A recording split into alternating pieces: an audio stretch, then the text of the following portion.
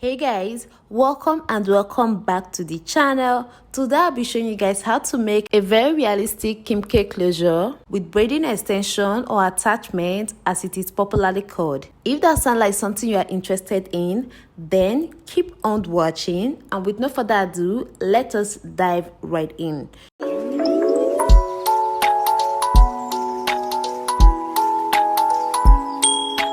To begin the making of this closure, I will start by taking my measurement. For that, I have my Swiss lace and a measuring tape. Since I want to achieve a kimchi closure, which technically is 2x6 closure, first of all, I made sure my Swiss lace is placed vertically on my table. Next, I'll go ahead and measure out 8 inches vertically, then cut with a pair of scissors. You can as well use a marker or a chalk to mark out the line before cutting. Next, I'll measure out 4 inches horizontally, then fold and cut out as well. Well, after cutting, I measured again, and what I was seeing was 3.5 instead of the 4, which actually wasn't a problem since all we needed was 2 inches, that is 2x6 inches. Okay, but then again I decided to measure out 2.2 inches instead of 2 inches. Don't worry, you will see the reason for that later. Okay, and for the 8 inches, I left it the way it was. I didn't touch it because I don't know if you guys notice how new closures or even frontals come with extra lace at the front. Yes, that is the reason for leaving the 8 inches the way it is instead of 6 inches. Okay, because I would like to leave out about 1 inch or 2 at the front. I don't know if you guys get me. So to be able to see what I'm ventilating, I decided to tape the dome head with a colored tape, then place the already measured out lace on top of the dome head. Next, I went ahead to measure out about 2 inches at the front, then started placing my needle, my ventilating needle, from where the 2 inches begin all the way to the back. Just putting my ventilating needle everywhere to secure the lace on top of the dome head so that it doesn't move when I start ventilating. This is my already plucked braiding extension. You can make yours shorter than mine or even longer than mine. It all depends on the inches you want your closure to be in. Well, to be honest, I didn't even measure the inches of the braiding extension that I'm using to ventilate on this lace. I just cut out a piece of extension and plucked, and so right now I am ventilating, but hold up, I will be showing you guys what I am doing. For now, I was having difficulties with ventilating this because of my nails. I kept on managing it. It was slowing me down, and all that. So at a point, I had to, pull the nails all off, and here we are. So I've ventilated quite some at this point, but don't worry, you're going to be seeing everything that I'm doing. To begin ventilating, first of all, you will need a ventilating needle. Like, without a ventilating needle, there is no ventilation. Okay, and another thing to take note of about ventilating needles is that for this particular type that I'm using, it came with 4 different pins. Yes, this is one of the pins that it came with, and this particular one that I'm using is a 2-strand ventilating needle. Like, it is written on each of the pins that is 1 to 1, 2 to 1, 3 to 1, I think, like that, or 2 to 2. I don't know, I have forgotten how it's written, but yes. So this particular one I'm using is 2 to 1. What it means is that it can only pick 2 strands at a time. So I am working with 2 strands of extension in each hose.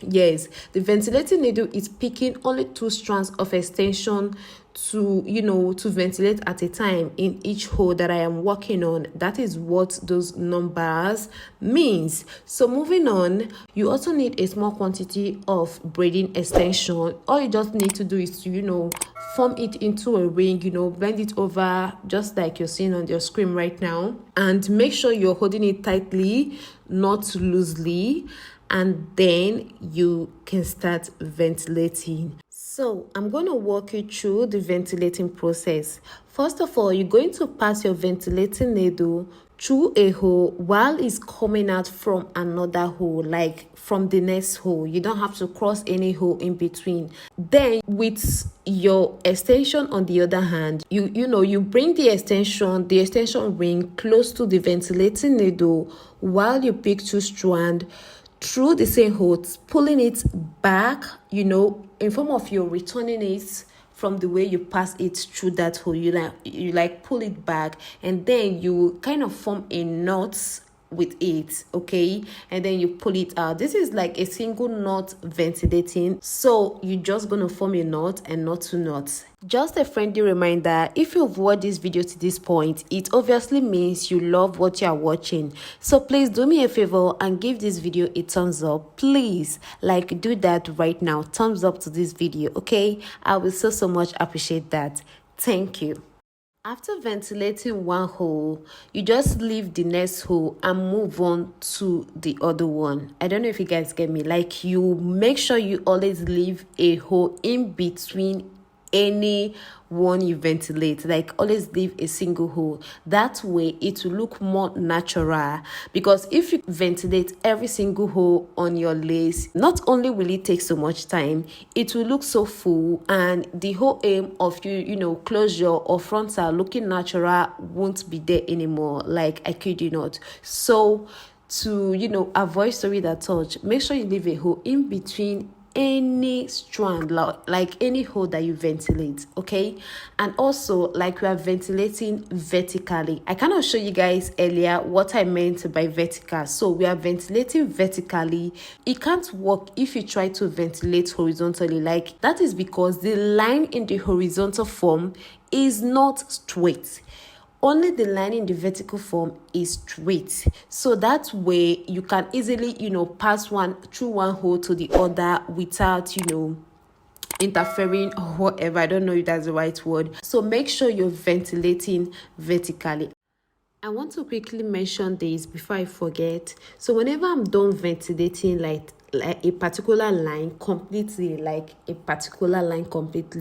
and about to move on to the next line, I don't ventilate immediately on top the next line. Like, I leave a whole line in between. Like, I leave the whole line empty without any ventilation. That is the next line after the line I ventilated vertically. I leave a whole line empty, then move on to the other line. And when I get to that other line that I want to start ventilating on again, I don't ventilate exactly on top the previous one that I ventilated. Like, I ventilate in between. I just ventilate in between 2 ventilated one on the other one. I don't know if you guys get me, but don't worry. When you are ventilating your closure, frontal or whatever, you will definitely understand what I'm saying, or just watch closely and see what I mean for yourself. And again, if you have any more questions, do not hesitate to ask me in the comment section, please, because I know that my explanation might not be clear for some of you. So the best thing is for you to leave your comments. Like, I will gladly explain further in the comment section, okay? So keep on watching.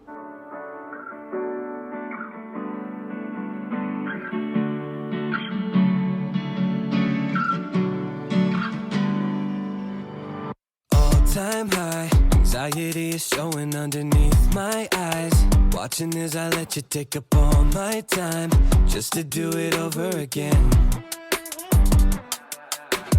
Drag me through the dirt, degrade me, mess things up, and always blame me. Smile politely while you tear me down.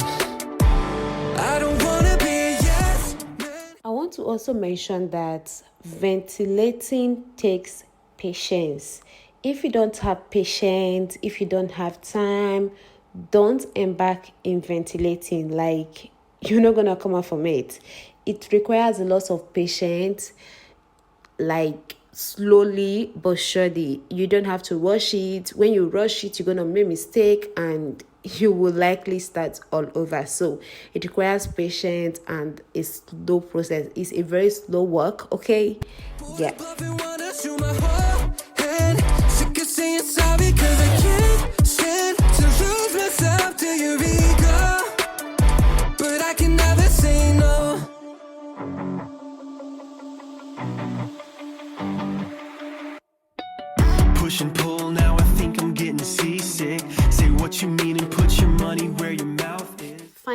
you guys, I am done. See how thin the extension, like the ventilating, looks. See how thin it looks. That is what I'm talking about. That is why you have to leave a hole in between. That is why I worked with 2 strands of extension rather than 3 or 4 or whatever.